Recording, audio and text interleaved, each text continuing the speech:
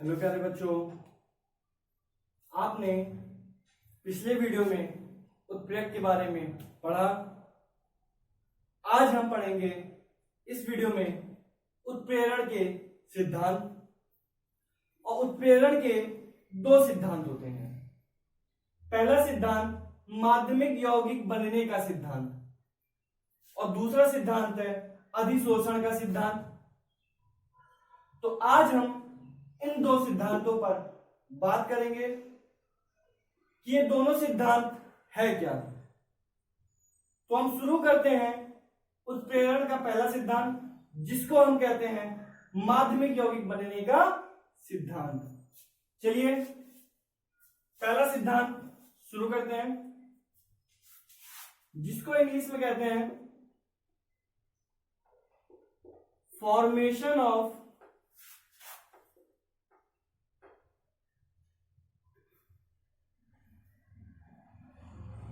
Intermediate compound. Formation of intermediate compound. अब यह उत्प्रेरण का सिद्धांत है क्या, उसको जान लेते हैं। एक मैकेनिज्म मैं आपको बता देता हूं, क्रिया विधि छोटी सी। इसमें होता क्या है, मान लीजिए आपके पास दो अभिकारक है, ए और बी। ये अभिकारक उत्प्रेरक सी की उपस्थिति में मुख्य उत्पाद ए बी का निर्माण करता है। यह भी आपका मेन रिएक्शन है, क्रिया विधि लिखवा रहे हैं। क्या बताया, अभिकारक ए और बी उत्प्रेरक सी की उपस्थिति में मुख्य उत्पाद ए और बी का निर्माण करता है, ए बी का निर्माण करता है। यह हमारा मुख्य उत्पाद है और यह हमारा अभिकारक है।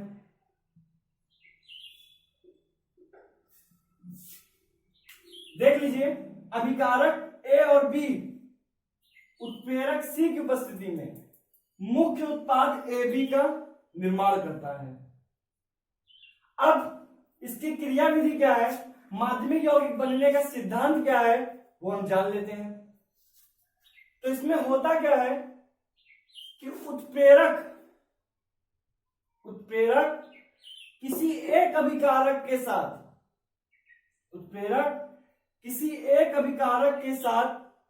क्रिया करता है। कैसे, मान लीजिए उत्प्रेरक ने ए के साथ क्रिया किया और किसका निर्माण किया, एसी का। अब जो उत्पाद बना है इसको कहा जाता है माध्यमिक उत्पाद।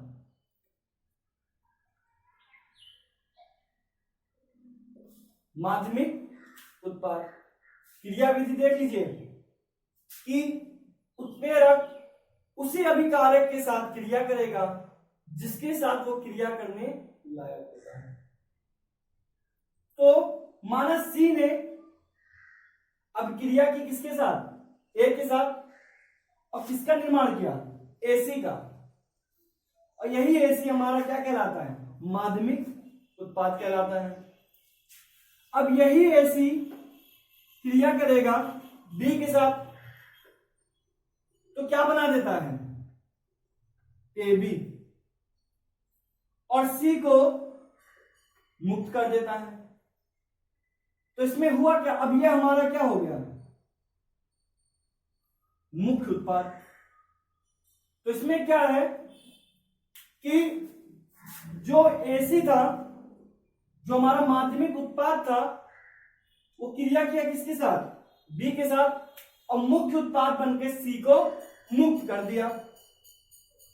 तो यहां पे उत्प्रेरक के परिभाषा के अनुसार उत्प्रेरक किसे कहते हैं कि वो पदार्थ जो किसी रासायनिक अपक्रिया की वेग में परिवर्तन करके परंतु उसमें भाग ना ले, उत्प्रेरक कहलाता है।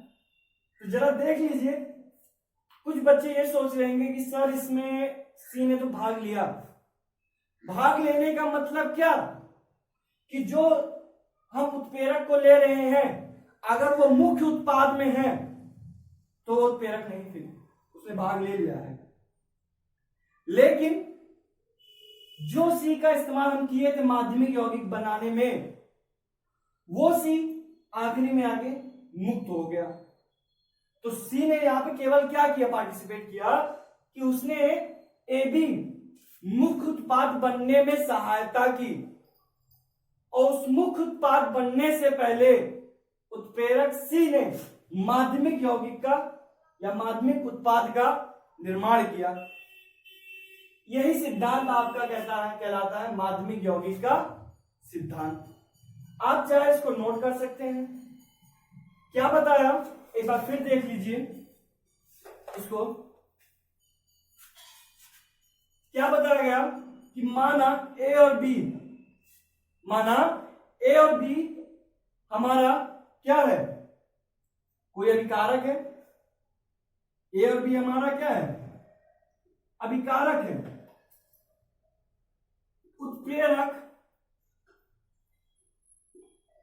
सी की उपस्थिति में किसका निर्माण किया, ए बी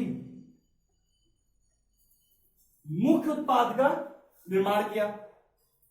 अब क्या हुआ इसमें, जब इसकी हम क्रिया विधि लिखेंगे, क्रिया विधि मतलब मैकेनिज्म, जब इसका हम क्रिया विधि लिखेंगे तो क्रिया विधि में क्या है, उत्प्रेरक किसी एक अभिकारक के साथ क्रिया करता है, उसी के साथ क्रिया करेगा जिसके साथ वो क्रिया करने योग्य होगा। तो माना सी ने क्रिया किया ए के साथ, और उत्प्रेरक सी ए के साथ क्रिया करके एसी यौगिक का निर्माण करता है। यही एसी यौगिक हमारा माध्यमिक उत्पाद है, या कह सकते हैं माध्यमिक यौगिक है। लेकिन हमारा बनना क्या है, मुख्य उत्पाद ए बी बनना है। तब यही एसी पुनः क्रिया करता है किसके साथ, बी में, और यही बी जब क्रिया होगा तो किसका निर्माण करता है, ए बी मुख्य उत्पाद का निर्माण किया और सी को मुक्त कर दिया। तो यहां पर सी ने क्या किया, केवल ए बी बनने में ए और बी की सहायता की, और सी माध्यमिक यौगिक का मुख्य उत्पाद से पहले माध्यमिक यौगिक का निर्माण कर दिया। इसी माध्यमिक यौगिक के बनने पर इस सिद्धांत को माध्यमिक यौगिक का सिद्धांत कहा जाता है। और इसका एग्जांपल लिखवा दे रहे हैं, इसका एग्जांपल नोट कर लीजिए। इसका एग्जांपल क्या है, ये तो आपकी क्रिया विधि थी सिंपल में समझाने के लिए। अब इसका एग्जांपल लिख लीजिए। सल्फर डाइऑक्साइड का वायु के द्वारा जब ऑक्सीकरण होता है नाइट्रिक ऑक्साइड की उपस्थिति में, तो सल्फर ट्राई ऑक्साइड बनाता है। ये रिएक्शन है मेन। सल्फर डाइऑक्साइड वायु के द्वारा उसका ऑक्सीकरण होता है किसकी उपस्थिति में, नाइट्रिक ऑक्साइड की उपस्थिति में, और सल्फर ट्राई ऑक्साइड का निर्माण करता है। अब जब इसकी क्रिया विधि हम लिखेंगे तो क्रिया विधि में क्या होगा, जो हमारा नाइट्रिक ऑक्साइड है वो क्रिया की जाएगा किसके साथ, पहले ऑक्सीजन के साथ, क्योंकि नाइट्रिक ऑक्साइड सबसे अच्छे तरीके से ऑक्सीजन से क्रिया कर सकता है। तो ऑक्सीजन के साथ क्रिया करता है, नाइट्रोजन डाइऑक्साइड का निर्माण करता है। यही नाइट्रोजन डाइऑक्साइड हमारा माध्यमिक यौगिक है, या कह सकते हो माध्यमिक उत्पाद है। अब यही माध्यमिक उत्पाद क्रिया करेगा किसके साथ, क्या बचा हमें हमारा सल्फर डाइऑक्साइड। अब जो ऑक्सीजन इसने लिया था, किसने, नाइट्रिक ऑक्साइड ने, वो पुनः किसको दे देगा, सल्फर डाइऑक्साइड को, और किस में बदल जाएगा, सल्फर ट्राइऑक्साइड में, और नाइट्रिक ऑक्साइड को मुक्त कर देगा। तो जिस उत्प्रेरक का हमने प्रयोग किया था शुरू में, वही उत्प्रेरक हमको आखिरी में प्राप्त हो गया। अगर आपको याद होगा तो मैंने आपको इससे पहले वाले वीडियो में एक नोट लिखवाया था और यह कहा था कि जो उत्प्रेरक होता है वो अपक्रिया से पहले, पूर्व या अपक्रिया के पश्चात उसकी सांद्रता में कोई परिवर्तन नहीं होता है। तो जैसा आपने देखा, नाइट्रिक ऑक्साइड जो हम शुरू में लिए थे, वही नाइट्रिक ऑक्साइड हमको आखिरी में प्राप्त हो गया है। इसका मतलब क्या, नाइट्रिक ऑक्साइड केवल इसका इस्तेमाल किया, माध्यमिक यौगिक बनने में सहायता किया, और मुख्य उत्पाद हमको सल्फर ट्राइऑक्साइड प्राप्त हो गया। आप इसको नोट कर लीजिए, यह आपका एग्जाम्पल है। यही सिद्धांत आपको माध्यमिक यौगिक का सिद्धांत कहलाता है। अगर आपको समझ में आ गया होगा तो कमेंट कर दीजिएगा। अब बात करते हैं दूसरे सिद्धांत की, जिसको कहते हैं अधिशोषण का सिद्धांत। तो इसको पहले नोट कर लीजिए जल्दी से, फटाफट। आप लोगों को और किसी चीज में, आपको टॉपिक में दिक्कत आता है तो आप कमेंट करके बता दीजिए, आपको उस चीज का सॉल्यूशन मिल जाएगा नेक्स्ट वीडियो में।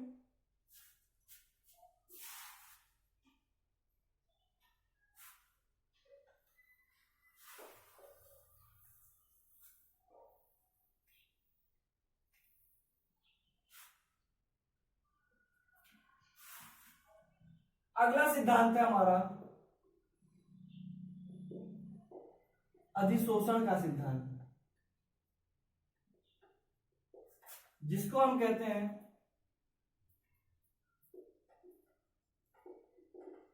एब्जर्वेशन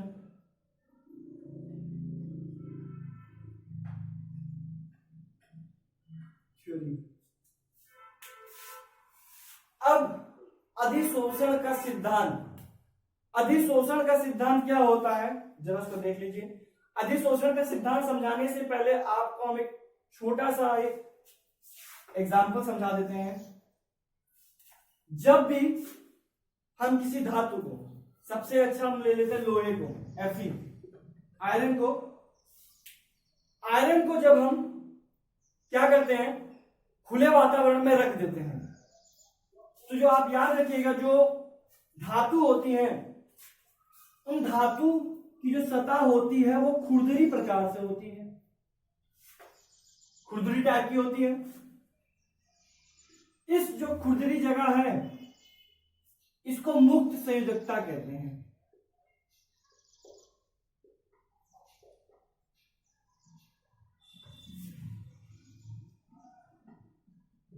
मुक्त संयोजकता कहते हैं। अब होता क्या है, आप जानते हैं, जो डी ब्लॉक के तत्व होते हैं उनकी सतह जो होती है खुरदरी टाइप की होती है, और इन खुरदरी सतहों को कहा जाता है मुक्त संयोजकता। इसका मतलब क्या, इनके पास कई सारी मुक्त संयोजकताएं होती है, और इन मुक्त संयोजकताओं में क्या होता है, जब लोहे को खुले वातावरण में रख दिया जाता है तो वातावरण में जो ऑक्सीजन और नमी होती है इन मुक्त संयोजकताओं में भर जाती है, और उस आयरन के साथ क्रिया करती है, और क्रिया करके एक यौगिक का निर्माण करते हैं, Fe2O3, जिसको कहते हैं फेरिक ऑक्साइड। यही फेरिक ऑक्साइड को हम कहते हैं शॉर्ट फॉर्म में जिंक, और सॉरी जंग, कहते हैं ना लोहे में जंग लग गया, तो यही जंग लगने का कारण यही होता है कि जो मेटल्स होती हैं उन मेटल की सतहों पर खुरदरी सतह पाई जाती है। इस खुरदरी सतह को मुक्त संयोजकताएं कहते हैं। अब होता क्या है, अधिशोषण के सिद्धांत में आपको एक फिगर बना देते हैं, इसके हिसाब से समझा देते हैं उसके अकॉर्डिंग।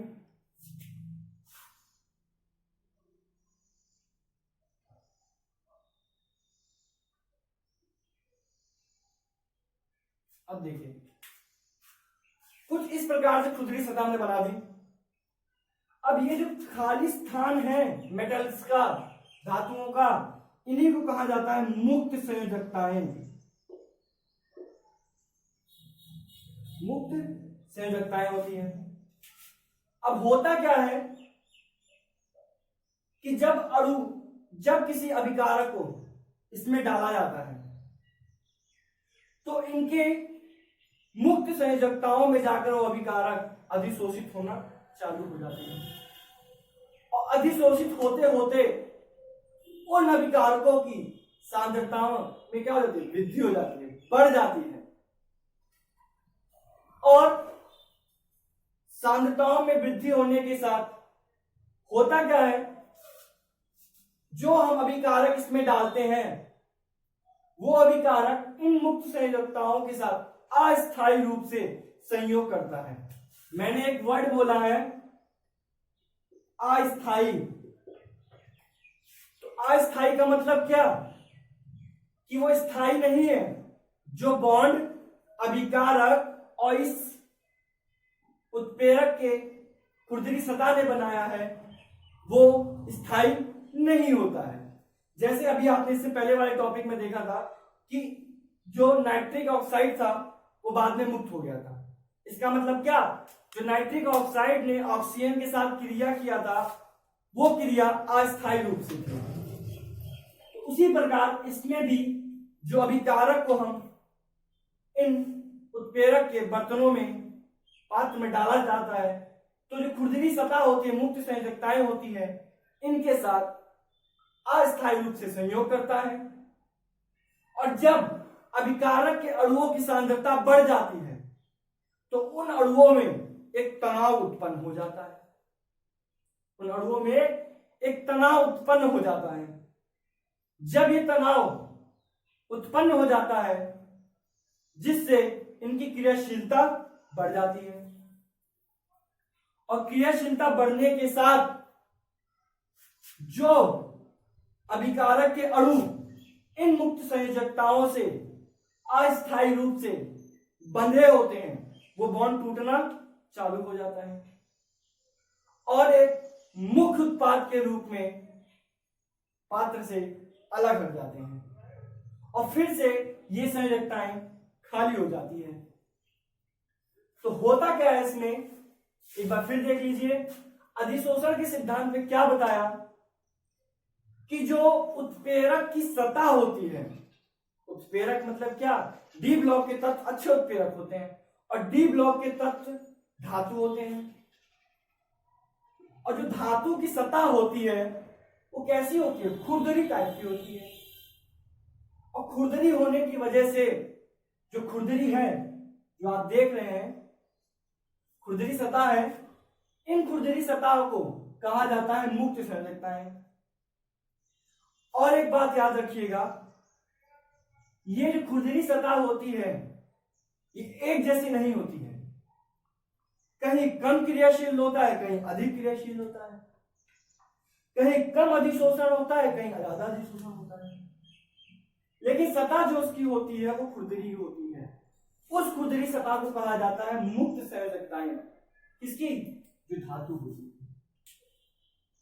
तो जैसे ही इसमें अभिकारक के अणुओं को डाला जाता है तो जो अभिकारक के अणु होते हैं वो इन सतहों से अस्थायी रूप से आबंध बना लेते हैं और उसमें अधिशोषित होना चालू हो जाता है।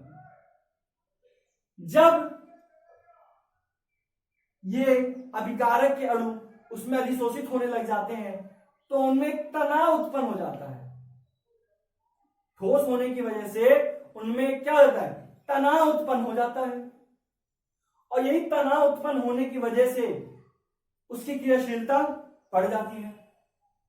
और क्रियाशीलता बढ़ने के कारण जो अभिकारक के अणु थे और जो धातु की सतह थी, उत्प्रेरक की सतह थी, उन दोनों के बीच में जो अस्थायी रूप से जो आबंध बना था वो टूटना चालू हो जाता है और टूट करके मुख्य उत्पाद का निर्माण करता है। जैसे ही वो अभिकारक के अणु मुख्य उत्पाद का निर्माण करते हैं तो वो धातु की सतह को छोड़ देते हैं और धातु की सतह को छोड़ते ही जो धातु की सतह पर खुरदरी सतह अर्थात जो मुक्त संयोजकताएं थी वो फिर से खाली हो जाती हैं और ये प्रोसेस लगातार चलता रहता है। यही सिद्धांत आपका कहलाता है अधिशोषण का सिद्धांत। यही सिद्धांत आपका क्या कहलाता है? अधिशोषण का सिद्धांत। तो आज की वीडियो में आपने क्या पढ़ा? पहला सिद्धांत आपने पढ़ा माध्यमिक यौगिक बनने का सिद्धांत, बनने का सिद्धांत, और दूसरा सिद्धांत आपने क्या पढ़ा? अधिशोषण का सिद्धांत। तो अगर आपको ये दोनों सिद्धांत समझ में आया होगा तो कमेंट करके बताइएगा कि आपको कैसा लगा। अब एक बात इसमें नोट कर लीजिए, माध्यमिक यौगिक बनने के सिद्धांत में एक पॉइंट आपको नोट करा देते हैं। कहीं आप कहें कि सर भूल गए, हम भूले नहीं हैं। आप इसमें एक पॉइंट नोट कर लीजिए, माध्यमिक यौगिक बनने के सिद्धांत में नोट लिख लीजिए। जो हमने एग्जाम्पल लिखा था, कौन सा example? SO2 plus O2 gives nitric oxide और क्या बना था? Sulphur trioxide. तो माध्यमिक यौगिक बनने का सिद्धांत उसी पे लागू होगा, किस पे? समान उत्प्रेरण पे, ना कि विषमान उत्प्रेरण पे। क्योंकि समान उत्प्रेरण में हमने बताया था कि जो अभिकारक होता है उनकी भौतिक अवस्था किसकी भौतिक अवस्था से? उत्प्रेरक की भौतिक अवस्था के समान होती है तो समान उत्प्रेरण कहलाता है। तो नाइट्रिक ऑक्साइड जो हमारा होता है वो गैस स्टेट में होता है, गैसीय अवस्था में होता है। ऑक्सीजन भी आप जानते हैं गैस में होता है, सल्फर डाइऑक्साइड ये भी जानते हैं आप गैस में होता है। तो देखिए अभिकारक और उत्प्रेरक दोनों की भौतिक अवस्था क्या है? समान है। इसीलिए माध्यमिक यौगिक बनने का सिद्धांत किस पे लागू होता है? समान उत्प्रेरण पे, ना कि विषमान उत्प्रेरण पे। आप ये नोट कर लीजिएगा इसमें कि माध्यमिक यौगिक बनने का सिद्धांत समान उत्प्रेरण पे लागू होता है, ना कि विषमान उत्प्रेरण पे। आपको ये क्लास कैसी लगी आप कमेंट करके बताइएगा। और आज की वीडियो यहां समाप्त होती है, कल हम पढ़ेंगे इसके आगे। Thank you.